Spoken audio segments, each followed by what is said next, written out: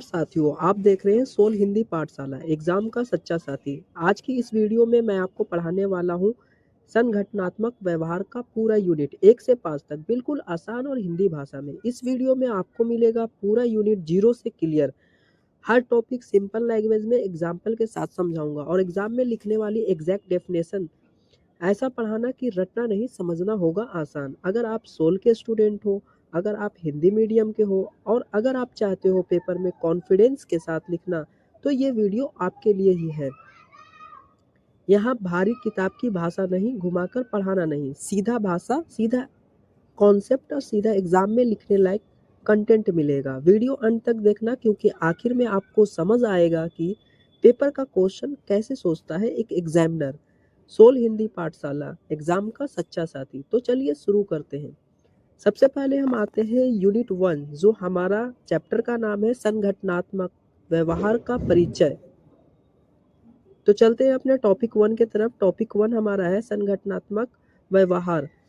आसान भाषा में समझे तो जब कोई व्यक्ति किसी दफ्तर, कंपनी या संस्था में काम करता है तो वह कैसे सोचता है, कैसे काम करता है और दूसरों से कैसा व्यवहार करता है, इन सब बातों को समझने के अध्ययन को संगठनात्मक व्यवहार कहते हैं।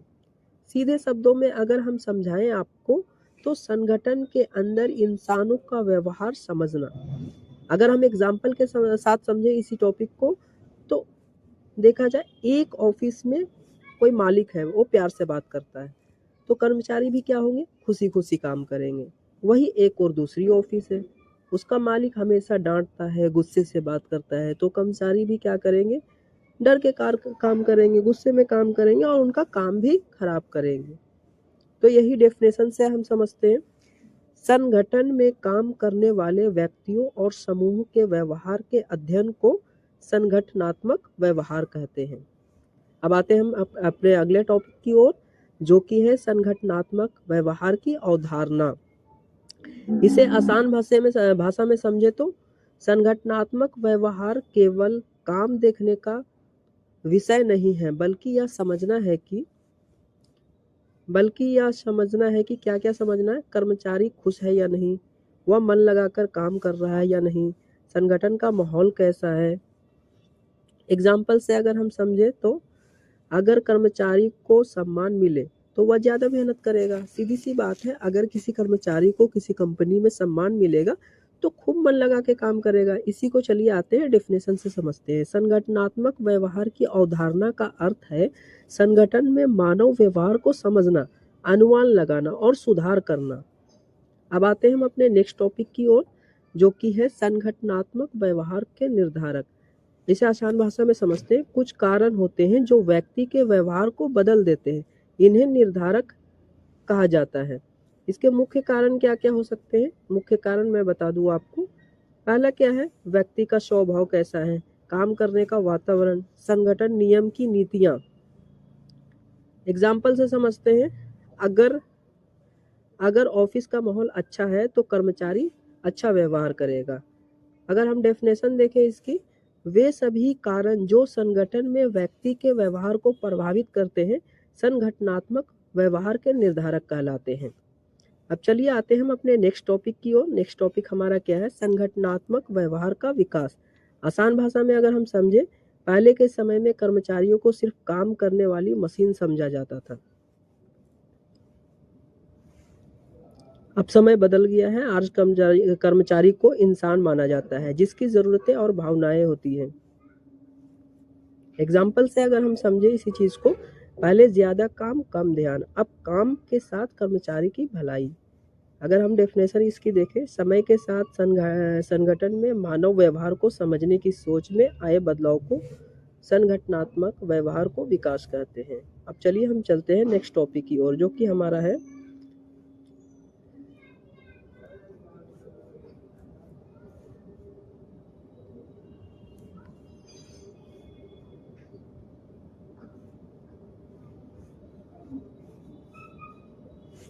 चलिए अब हम चलते हैं नेक्स्ट टॉपिक की ओर, जो कि हमारा है संगठनात्मक व्यवहार के सहायक विषय। अब सहायक विषय को हम आसान भाषा में समझते हैं। संगठनात्मक व्यवहार अकेला विषय नहीं है, इसे समझने में कुछ और विषय मदद करते हैं। कौन कौन से मदद करते हैं? मनोविज्ञान, व्यक्ति कैसे सोचता है। समाजशास्त्र, समूह और समाज का प्रभाव। मानव विज्ञान, संस्कृति और परंपराएं। एग्जाम्पल से अगर हम समझे इसे, अलग अलग जगह की संस्कृति ऑफिस के काम करने के तरीके को बदल देती है। अगर डेफिनेशन देखें हम इसका, वे विषय जो संगठन में मानव व्यवहार को समझने में सहायता करते हैं संगठनात्मक व्यवहार के सहायक विषय कहलाते हैं। अब आते हैं हम अपने अगली टॉपिक की ओर। अगली टॉपिक हमारा क्या है? संगठनात्मक व्यवहार के मॉडल। ये सबसे इम्पोर्टेंट है दोस्तों, वेरी वेरी इम्पोर्टेंट है, ये एग्जाम में पूछा जाता है। तो सबसे पहले कौन सा मॉडल हम पढ़ते हैं? निरंकुश मॉडल। ये क्या बोलता है? इस मॉडल में पूरा अधिकार मालिक के पास होता है। चलिए आइए हम समझते हैं। कर्मचारी डर के कारण काम करता है। एग्जाम्पल से समझते हैं, जो कहा जाए वही करो, सवाल मत पूछो। अब आपने सोचा होगा, देखा भी होगा कि कई कंपनियों में कहीं कहीं पे मालिक जो होते हैं वो बोलते हैं जो जितना कहा जाए उतना काम करो। तो वही ये मॉडल बताने की कोशिश कर रहा है। जिस मॉडल में सभी निर्णय मालिक द्वारा लिए जाते हैं उसे निरंकुश मॉडल कहते हैं। अब आते हैं हम अपने दूसरी मॉडल की ओर, जो कि है अभिरक्षक मॉडल। क्या है? अभिरक्षक मॉडल। इसे अगर हम आसान भाषा में समझे तो इस मॉडल में कर्मचारी को नौकरी की सुरक्षा और सुविधाएं दी जाती है। एग्जाम्पल से समझते हैं, पक्की नौकरी, वेतन और पेंशन। अगर डेफिनेशन की बात करें हम, एग्जाम में लिखने वाली डेफिनेशन की अगर बात करें तो ये आता है, जिस मॉडल में कर्मचारियों को आर्थिक सुरक्षा दी जाती है उसे अभिरक्षक मॉडल कहते हैं। चलिए हम अपने नेक्स्ट मॉडल की ओर आते हैं, जो कि है सहायक मॉडल।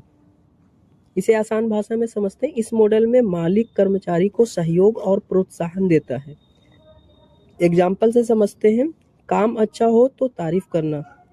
अगर हम डेफिनेशन इसकी देखें तो डेफिनेशन आता है, जिस मॉडल में कर्मचारियों को सहयोग देकर काम कराया जाता है उसे सहायक मॉडल कहते हैं। चलिए हम चौथे मॉडल की ओर आते हैं। चौथा मॉडल है हमारा मिलनसार मॉडल। इसे आसान भाषा में अगर हम समझे तो इस मॉडल में मालिक और कर्मचारी मिलकर टीम की तरह काम करते हैं। आइए हम इसका एग्जाम्पल देखते हैं। टीम वर्क के साथ काम करना। अगर हम इसे डेफिनेशन के थ्रू पढ़ें, जिस मॉडल में संगठन में मिलकर काम करने पर जोर दिया जाता है उसे मिलनसार मॉडल कहते हैं। अब हम आते हैं, मेरा यूनिट 1 हमारा खत्म हो गया। अब चलते हैं हम यूनिट 2 की ओर, जिसका नाम है इंडिविजुअल बिहेवियर, यानी कि व्यक्तिगत व्यवहार। हम अपने टॉपिक 1 की ओर आते हैं। टॉपिक 1 क्या है? व्यक्तित्व अवधारणा।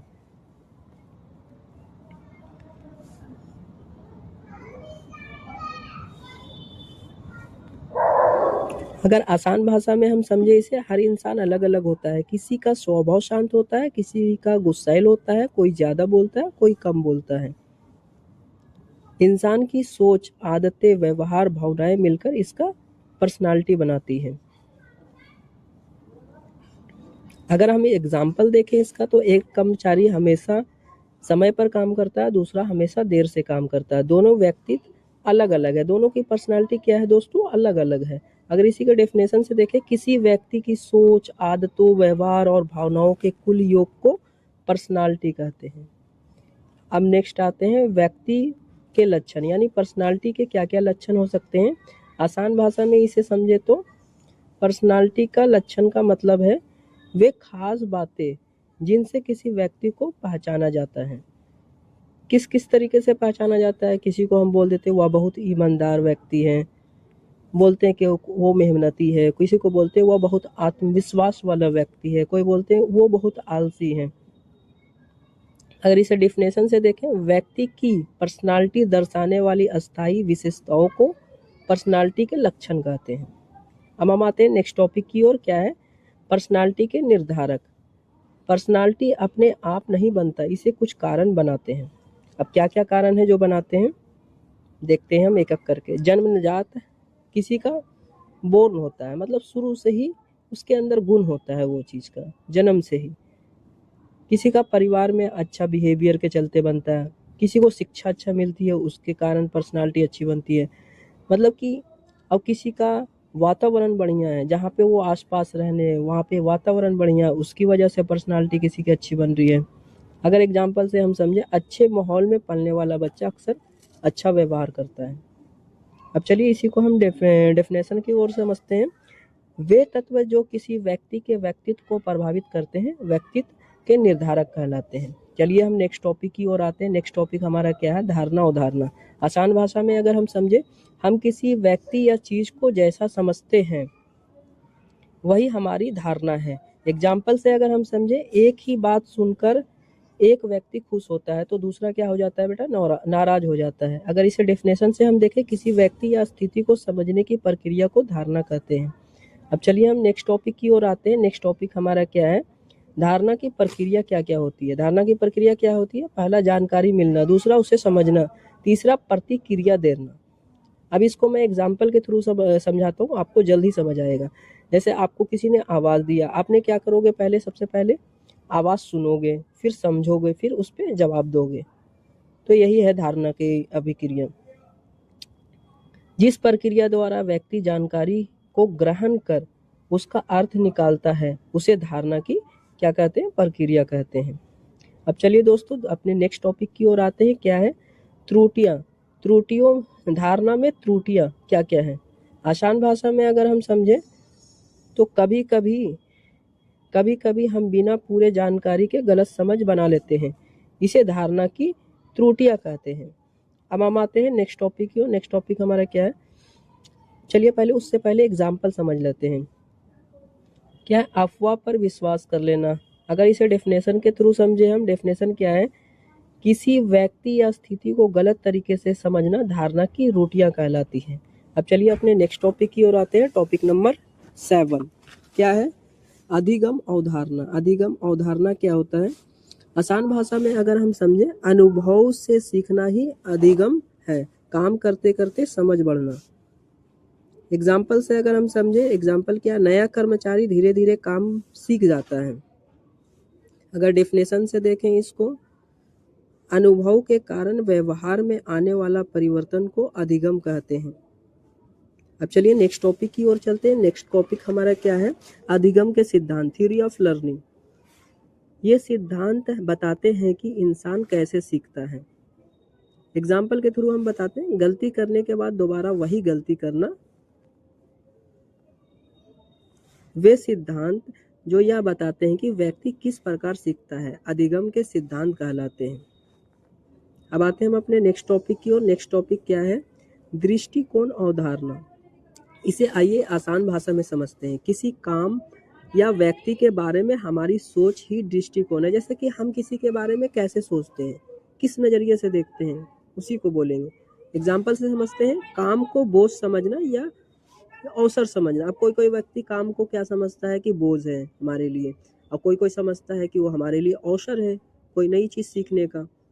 इसे डिफिनेशन के थ्रू समझते, किसी व्यक्ति किसी वस्तु या स्थिति के प्रति सोच को दृष्टिकोण कहते हैं। यानी सबका सोचने का नज़रिया अलग अलग है। अब आते हैं दृष्टिकोण के प्रकार क्या क्या होते हैं। दृष्टिकोण के प्रकार, आसान, सकारात्मक दृष्टिकोण होता है, दूसरा होता है नकारात्मक दृष्टिकोण।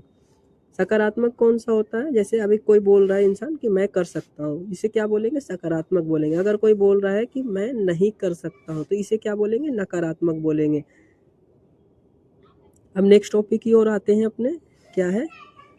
Value concept. वैल्यू कॉन्सेप्ट क्या होता है दोस्तों? जो हमें सही और गलत की पहचान कराते हैं उन्हें ही क्या बोलेंगे? वैल्यू कॉन्सेप्ट कहेंगे। इसे एग्जाम्पल के थ्रू समझते हैं। जैसे कोई इंसान ईमानदारी, किसी की ईमानदारी, किसी की सच्चाई, कोई डिसिप्लिन में रहता है, अनुशासन में रहता है। आते हैं हम अपने नेक्स्ट टॉपिक की ओर। नेक्स्ट टॉपिक हमारा क्या है? मूल्यों के प्रकार। व्यक्तिगत मूल्य, सामाजिक मूल्य और कार्य संबंधी मूल्य। व्यक्तिगत मूल्य क्या होता है? ईमानदारी। जैसे ईमानदारी, तो ईमानदारी क्या है? व्यक्तिगत। समय पर काम, कार्य मूल्य है ये। अब हम आते हैं नेक्स्ट टॉपिक। अब हमारा ये आते हैं यूनिट 3 की तरफ। अब हमारा यूनिट 2 यहाँ पे कंप्लीट हो जाता है। अब हम यूनिट 3 को स्टार्ट करते हैं। यूनिट 3 का चैप्टर का क्या नाम है? कम्युनिकेशन एंड मोटिवेशन, संचार और अभिप्रेरणा। ये चैप्टर बहुत ही अच्छा चैप्टर लगता है मुझे। आप लोगों को भी, मैं आशा करता हूँ कि आप लोगों को भी बहुत अच्छा चैप्टर लगेगा। चलिए हम इस चैप्टर को शुरू करते हैं। हमारा पहला टॉपिक क्या है? संचार अवधारणा। आसान भाषा में समझते हैं। जब एक व्यक्ति अपनी बात, जानकारी, संदेश दूसरे व्यक्ति तक पहुंचाता है और दूसरा उसे समझता है तो इस प्रक्रिया को ही क्या कहते हैं, संचार। यानी संचार का मतलब है आपस में बातचीत। सीधे शब्दों में कहा जाए तो बात को एक दूसरे तक पहुंचाना। एग्जाम्पल से समझो, मालिक कर्मचारी को काम समझाता है और कर्मचारी उस काम को समझकर करता है, यही क्या कहलाएगा बेटा, संचार कहलाएगा। डेफिनेशन से अगर हम बात करें, दो या दो से अधिक व्यक्तियों के बीच विचारों और सूचनाओं के आदान प्रदान की प्रक्रिया को ही संचार कहते हैं। संचार की प्रक्रिया क्या क्या है, आसान भाषा में समझे। संचार एक कदम में नहीं होता या कई चरणों में पूरा होता है। मुख्य चरण क्या क्या है इसके, मुख्य चरण मैं आपको बता दूं, पहले है संदेश भेजने वाला, दूसरा है क्या संदेश, फिर माध्यम, फिर संदेश पाने वाला, फिर जो संदेश पाया है उस पर क्या करेगा, वो प्रतिक्रिया देगा, जवाब देगा। एग्जाम्पल से अगर हम समझे इसको, तो मालिक है, काम का आदेश दिया, फिर मोबाइल, फिर कर्मचारी, फिर काम करा,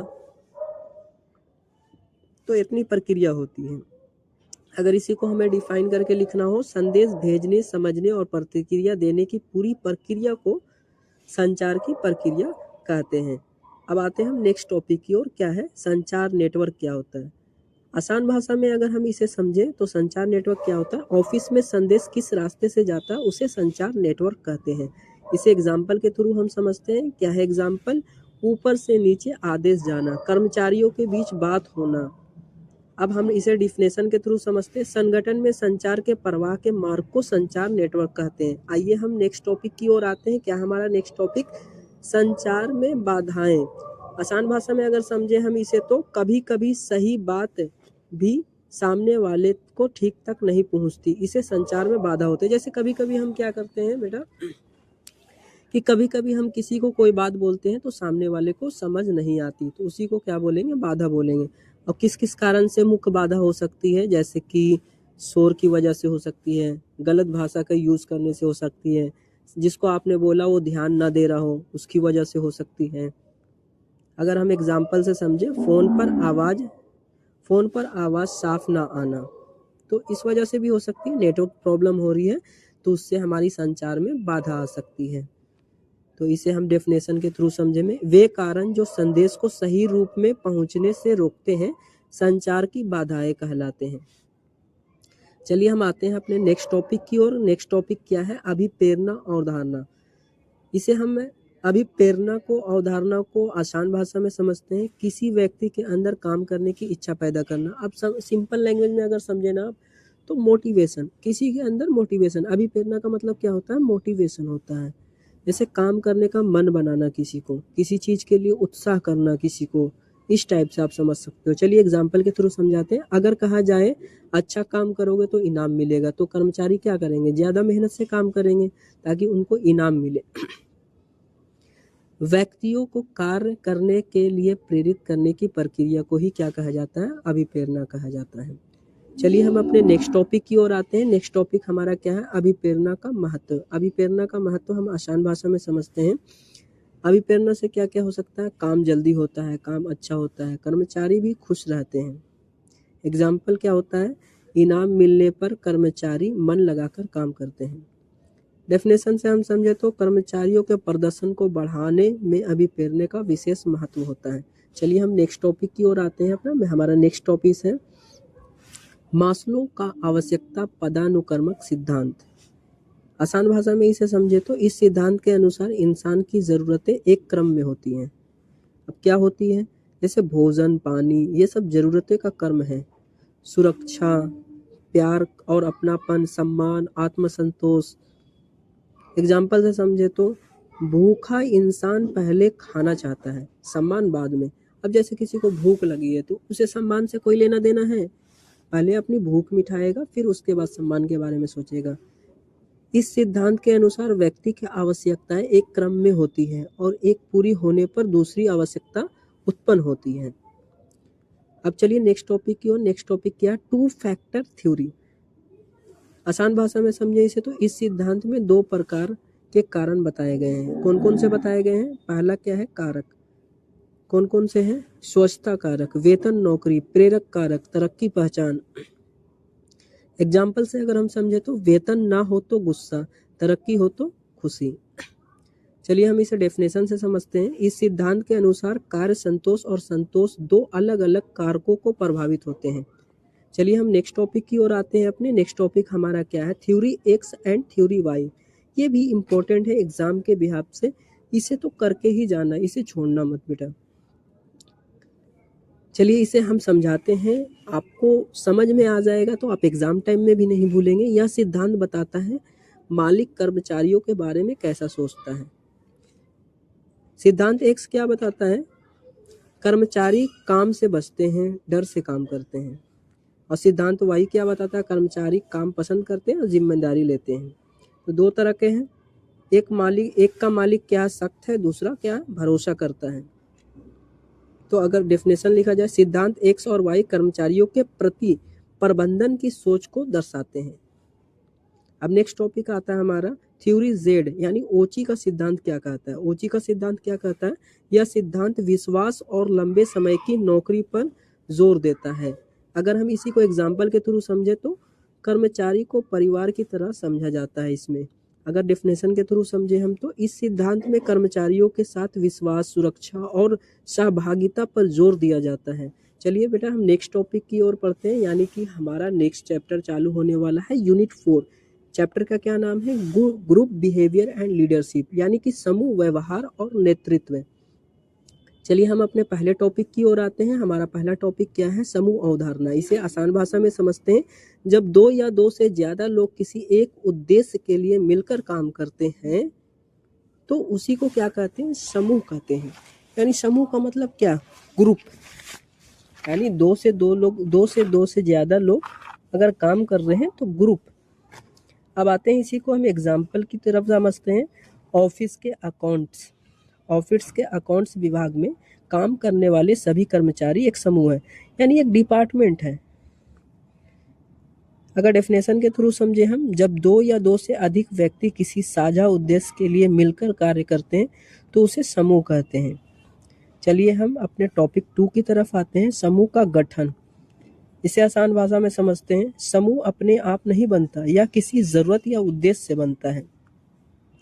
कारण क्या क्या हो सकते हैं, काम बांटने के लिए, लक्ष्य पाने के लिए, समस्या हल करने के लिए। एग्जाम्पल से अगर हम समझे, किसी प्रोजेक्ट के लिए अलग अलग कर्मचारी की टीम बनाना। अगर डेफिनेशन से हम समझे इसे, किसी उद्देश्य को पूरा करने के लिए व्यक्तियों के एकत्रित होने की प्रक्रिया को ही क्या कहते हैं, समूह का गठन कहते हैं। चलिए हम अपने नेक्स्ट टॉपिक की ओर आते हैं। नेक्स्ट टॉपिक हमारा है समूह विकास के चरण। अब चरण क्या क्या है, आसान भाषा में अगर हम समझे तो समूह धीरे धीरे विकसित होता है।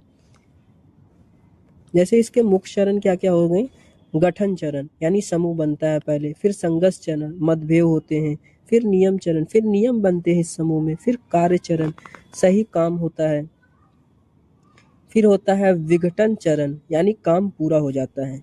अगर एग्जाम्पल से समझे, नई टीम पहले एक दूसरे को समझती है, फिर मिलकर अच्छा काम करती है। अगर डेफिनेशन के थ्रू मैं समझाऊं, समूह बनने से लेकर कार्य पूर्ण होने तक की प्रक्रिया को समूह विकास के चरण कहते हैं।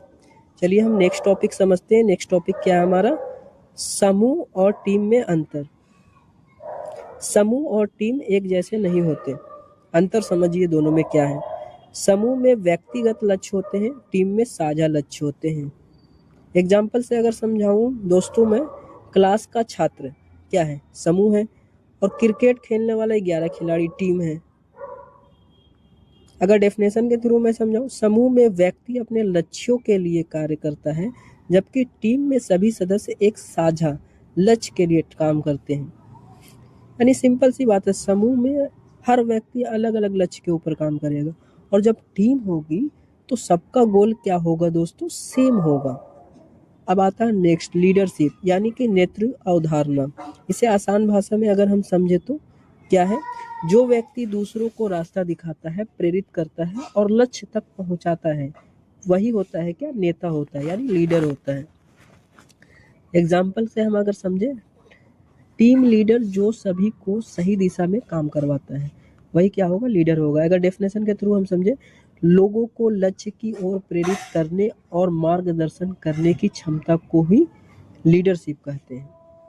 चलिए अब आते हैं हम नेक्स्ट टॉपिक की ओर, स्टाइल ऑफ लीडरशिप। शैलियाँ क्या क्या होती है? सबसे पहली शैलियाँ होती हैं निरंकुश लीडरशिप। आसान भाषा में इसे हम समझे तो नेता अकेले निर्णय लेता है, लीडर अकेले निर्णय लेता है, सीधी सी बात, जो कहा लीडर जो कहा वही करना है। अगर डेफिनेशन से हम समझे निरंकुश लीडरशिप क्या होता है, जिसे नेतृत्व शैलिया में सभी निर्णय नेता द्वारा लिया जाते हैं, उसे ही निरंकुश नेतृत्व कहते हैं। अब आते हैं हम लोकतांत्रिक नेतृत्व यानी लोकतांत्रिक लीडरशिप। इसे नेता सभी की राय लेता है, यानी एक जो लीडर होता है अपने सदस्यों से भी, मेंबर से भी राय लेता है, टीम से पूछकर निर्णय लेना। इसे अगर हम डेफिनेशन से समझे, जिस लीडरशिप शैली में सभी सदस्यों की भागीदारी होती है उसे लोकतांत्रिक लीडरशिप कहते हैं। चलिए आते हैं हम अपने नेक्स्ट शैली पे, क्या है? स्वतंत्र लीडरशिप। स्वतंत्र से ही पता चल रहा है, यानी कि फ्रीडम। आसान शब्दों में अगर हम समझे, नेता बहुत कम दखल देता है इसमें, कर्मचारी अपने तरीके से काम करते हैं। और डेफिनेशन देखें हम तो, जिस नेतृत्व शैली में कर्मचारियों को स्वतंत्रता दी जाती है उसे स्वतंत्र लीडरशिप कहते हैं। चलिए आते हैं हम अपने नेक्स्ट टॉपिक की ओर, जो कि है ट्रेट थ्योरी ऑफ लीडरशिप। आसान भाषा में अगर हम समझे तो यह सिद्धांत कहता है कि नेता जन्म से खास गुण लेकर आता है। अगर गुण की हम बात करें तो क्या क्या गुण लेके आता है नेता? आत्मविश्वास, ईमानदारी, बुद्धिमत्ता। अगर डेफिनेशन हम देखें इसका, जिस सिद्धांत के अनुसार लीडरशिप कुछ विशेष गुणों पर आधारित होते हैं उसे गुण सिद्धांत कहते हैं। चलिए हम अपने नेक्स्ट टॉपिक की ओर चलते हैं, क्या है? नेतृत्व का व्यवहार सिद्धांत। आसान भाषा में इसे हम समझे दोस्तों तो क्या है? यह सिद्धांत कहता है कि नेतृत्व सीखा जा सकता है, अच्छा व्यवहार सीखकर। एग्जाम्पल अगर हम डेफिनेशन से देखें, जिस सिद्धांत के अनुसार नेतृत्व व्यक्ति के व्यवहार पर निर्भर करता है उसे व्यवहार सिद्धांत कहते हैं। चलिए हम अपने चलते हैं नेक्स्ट टॉपिक की ओर। नेक्स्ट टॉपिक हमारा क्या है? परिस्थिति यानी कि सिचुएशनल थ्योरी ऑफ लीडरशिप। अगर इसे आसान भाषा में हम समझे तो लीडरशिप हर स्थिति में एक जैसा नहीं होता, स्थिति के अनुसार लीडर क्या होता है? बदलता रहता है। एग्जाम्पल के थ्रू हम समझे, आपात स्थिति में शक्ति जरूरी होती है। अगर डेफिनेशन हम इसका देखें, जिस सिद्धांत के अनुसार लीडर स्थिति पर निर्भर करती है उसे परिस्थिति जन सिद्धांत कहते हैं, यानी लीडरशिप कहते हैं। नेक्स्ट अब हम आते हैं अपने लास्ट यूनिट, जो कि है unit number 5, dynamic of organisational behaviour, यानी कि संगठनात्मक व्यवहार की गतिशीलता। चलिए हम चलते हैं सबसे पहले टॉपिक की ओर। सबसे पहला टॉपिक हमारा क्या है? संगठनात्मक संस्कृति अवधारणा। आसान भाषा में हम समझते हैं दोस्तों, किसी संगठन में लोग कैसे सोचते हैं, कैसे बात करते हैं, कैसे काम करते हैं, इन सब का जो तरीका होता है उसे संगठनात्मक संस्कृति कहते हैं। एग्जाम्पल के थ्रू हम समझते हैं, किसी ऑफिस में सभी समय पर आते हैं और सीनियर का सम्मान करते हैं। अगर डेफिनेशन हम देखें इसका दोस्तों, किसी संगठन के मूल्य, विश्वास, नियम और काम करने के तरीकों को संगठनात्मक संस्कृति कहते हैं। चलिए हम अपने नेक्स्ट टॉपिक की ओर चलते हैं। हमारा नेक्स्ट टॉपिक क्या है? संगठनात्मक संस्कृति के निर्धारक। अब निर्धारक क्या क्या है आसान भाषा में समझते हैं। संस्कृति बनने के पीछे कुछ कारण होते हैं। क्या क्या कारण होते हैं? प्रमुख निर्धारक, संस्थापक की सोच, प्रबंधन की कार्यशैली, संगठन का इतिहास। अब आते हैं हम संगठन का कर्मचारियों का व्यवहार, ये होते हैं बनने के कारण। एग्जाम्पल से अगर देखें हम, अगर मालिक ईमानदार है तो कर्मचारी भी ईमानदार बनते हैं। अब आते हैं हम डेफिनेशन देखते हैं, वे तत्व जो संगठन की संस्कृति को प्रभावित करते हैं संगठनात्मक संस्कृति के निर्धारक कहलाते हैं। चलिए हम चलते हैं दोस्तों अब नेक्स्ट टॉपिक की ओर। नेक्स्ट टॉपिक हमारा क्या है? संगठनात्मक परिवर्तन का महत्व। चलिए महत्व पढ़ते हैं हम। आसान भाषा में इसे अगर हम समझे तो समय के साथ बदलाव जरूरी है, जो संगठन बदलाव नहीं करता वह आगे नहीं बढ़ पाता है। एग्जाम्पल से अगर हम समझे इसे, नई तकनीक आने पर पुराना सिस्टम बदलना। चलिए इसे हम डेफिनेशन की तरह समझते हैं। डेफिनेशन की तरह, संगठन के विकास, अस्तित्व और प्रतिस्पर्धा यानी कंपटीशन के लिए परिवर्तन आवश्यक होता है। चलिए अब हम नेक्स्ट टॉपिक की ओर चलते हैं। नेक्स्ट टॉपिक हमारा क्या है? संगठनात्मक परिवर्तन के प्रकार क्या क्या है। अब हर प्रकार को अलग अलग तरीके से हम समझेंगे। सबसे पहला क्या है? तकनीकी यानी टेक्नोलॉजिकल चेंज क्या होता है, आसान भाषा में समझते हैं हम। जब संगठन नई मशीन, नई तकनीक या नया सॉफ्टवेयर बनाता है तो उसे ही क्या बोलते हैं? तकनीकी परिवर्तन कहते हैं। यानी कि बहुत सारी कंपनियों में आपने देखा होगा कि पहले मशीनों से काम होता था, फिर मशीन से क्या कहा जाता है, वहाँ पे सिस्टम लग गए, तो धीरे धीरे डेवलप करता है हर कंपनी, उसी को चेंज करना ही तकनीकी परिवर्तन कहते हैं। यानी कंप्यूटराइज यानी अब अकाउंटिंग सिस्टम हो गया, पहले ऐसी कॉपी पे होते थे। तो इसी को डेफिनेशन के शुरू हम देखें, संगठन में नई नई तकनीक या मशीनों को अपनाने को तकनीकी परिवर्तन कहते हैं। चलिए हम नेक्स्ट टॉपिक की ओर आते हैं। क्या है? संरचनात्मक परिवर्तन क्या होता है?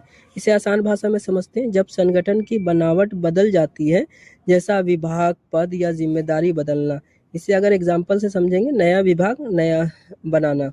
एक डेफिनेशन अगर हम इसके देखते हैं, संगठन की संरचना में किए गए बदलाव को संरचनात्मक परिवर्तन कहते हैं। चलिए आते हैं हम अपने नेक्स्ट टॉपिक के ऊपर। क्या है? व्यवहारिक परिवर्तन। अब ये कैसा परिवर्तन है दोस्तों? चलिए हम देखते हैं, इसे आसान भाषा में समझते हैं। जब कर्मचारियों के व्यवहार, सोच या काम करने के तरीके में बदलाव लाया जाता है। एग्जाम्पल के थ्रू हम देखते हैं, टीम वर्क सिखाने की ट्रेनिंग। चलिए डेफिनेशन के थ्रू हम देखते हैं इसे। कर्मचारियों के व्यवहार और सोच में लाए गए बदलाव को व्यवहारिक परिवर्तन कहते हैं। चलिए हम नेक्स्ट टॉपिक के ऊपर आते हैं। नेक्स्ट टॉपिक हमारा क्या है? परिवर्तन का विरोध।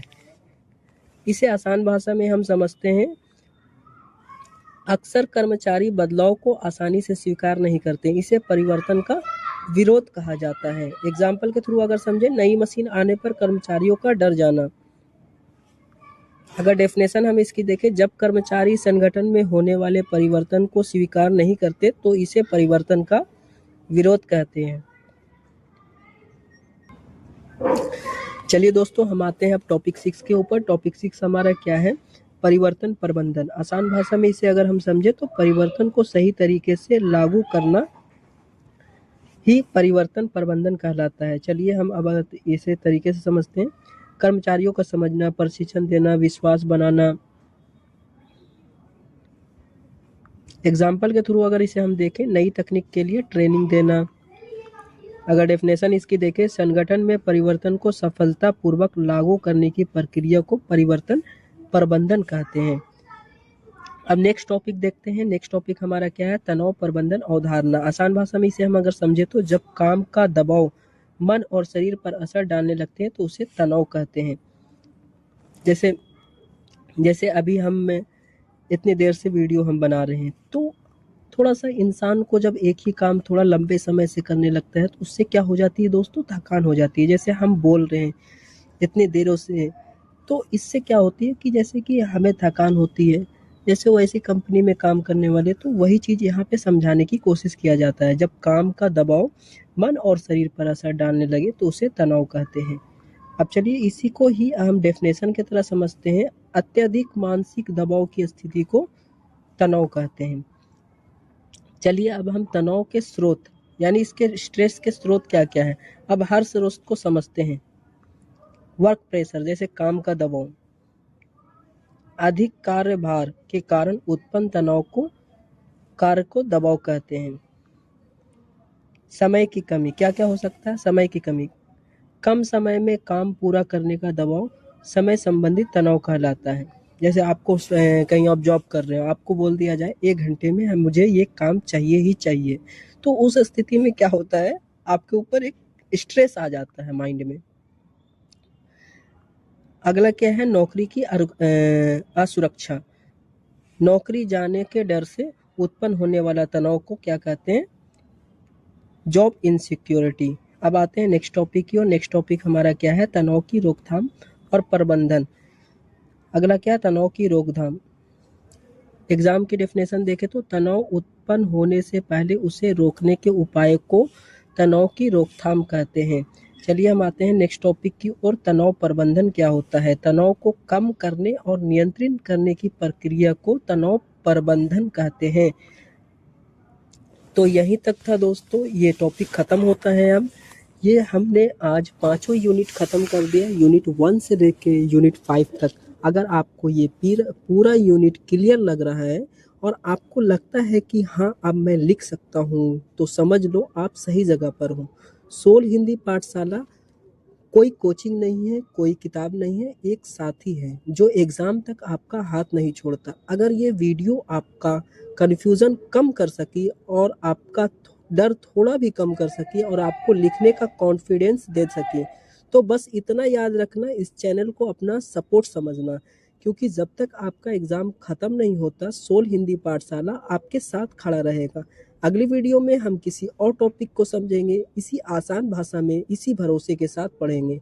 सोल हिंदी पाठशाला एग्ज़ाम का सच्चा साथी। तो चलिए मिलते हैं फिर किसी और वीडियो में। बाय बाय, टेक केयर दोस्तों।